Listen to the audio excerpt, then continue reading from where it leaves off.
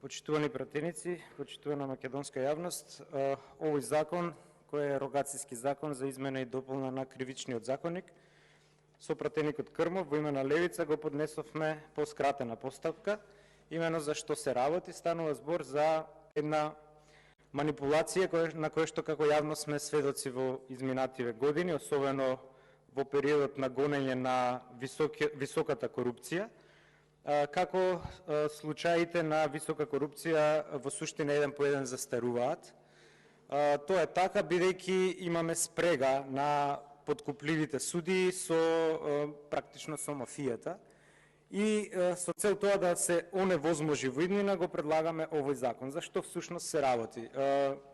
Уште старите римјани го почитувале институтот на застареност. Тоа е еден институт кој што правниците се покоруваат пред времето. Времето е фактор пред кој и правото мора да наведне глава, меѓутоа во нашиот случај тоа се злоупотребува со цел криминалците слободно да се шетаат на улица, додека во затвор ќе лежат луѓе само за кебапи.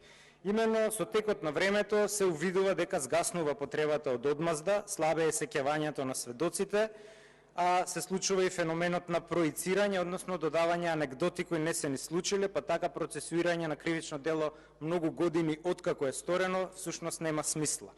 Меѓутоа, она што зачудува во нашиот македонски случај е тоа што наместо застареноста како институт да ги мотивира органите на прогонот да бидат поефикасни, имаме спротивен случај, а тоа ги мотивира да ги чуваат предметите во фиока, со цел застарните рокови да поминат и да немаме, ние како држава, да немаме право да ги гониме криминалците. Суштината на застареноста и на продолжувањето на рокот на застареност е тоа што криминалецот живее во страф од казна. Целта на овој предлог закон е да се продолжи овој рок, односно да се дуплира и криминалците да живеат многу подолго во страф од казна, бидејќи за време на мандатот на неговата партија, на оној кој го сторил криминалот, тој се чувствува безбеден, додека ќе дојде другата партија, ќе се договори, изминале 2 мандата, 8 години, застареле кривични дела и од тука немаме ефективна правда и затоа довербата во судството ни е мизерни 3%. Од тука, бидејќи овој институт е прилично сложен, затоа што се однесува на една екстинктивна или погасувачка правна природа, затоа што се гаси јус пуниенди или правото на државата да казнува како монопол на физичка принуда, разликуваме два типа на застареност.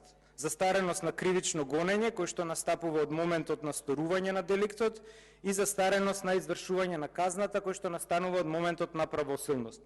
Предлог законот се однесува и на двата типа на застареност, односно и за кривичното гонење и за екзекутиват, односно за извршувањето.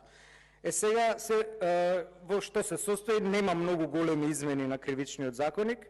Во суштина се чепка само една глава, тоа е главата 10, која се однесува на застареноста, членовите 107, 108, 109, 110 и 112. Во членот 107, кај застареност на кривично гонење, се дуплираат роковите за застареност. Па така, сегашните 30 години за застареност кај казна затвор до животен затвор се зголемуваат на 50 години, до сегашните 20 години за каде што е предвидена казна затвор над 10 години се зголемуваат на 40 и така сукцесивно, значи 10 станува 20, 5 станува 10, 3 станува 6, 2 станува 4 години. Тоа значи имаме дуплирање на роковите со цел да не може обвинителството да ги чува предметите во фиока. Додека кај застареноста на извршување на казната, по истиот овој метод имаме дуплирање на одењето во затвор, односно кога е изречена правосилна пресуда да не може да се избегнува издржувањето на казната затвор одреден период со цел таа конечно да се избегне. И суштинската промена која што ја воведуваме е кај апсолутната застареност. Имено апсолутна застареност е регулирана кај нас во членот 108 од кривичниот законник, став 6, кој вели дека застареноста на кривично гонење настапува во секој случај кога ќе поминат 2 пати онолку време колку што според законот се бара за застареност на кривично гонење.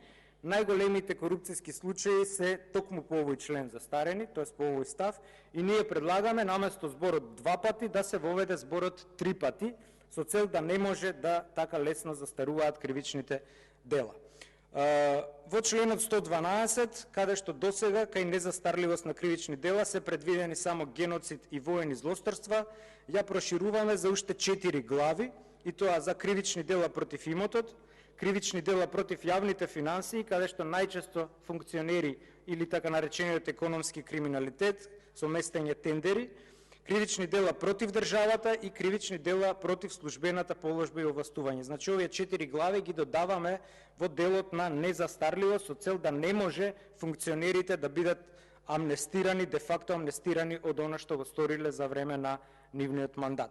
И во преодни и завршни одредби се вели дека во кривичните постапки кои се уште не се правосилно завршени, а такви се овие случаи од СЈО, ако се сеќавате, застарните рокови ќе се пресметуваат според овој закон. Тоа значи дека дел од овие неколку случаи кои што постоеја и кои треба да застарат оваа година, и ние како јавност сме свесни кои се тие, во суштина со оваа преодна и завршна одредба тие нема да застарат и ќе може да се процесуираат и понатаму.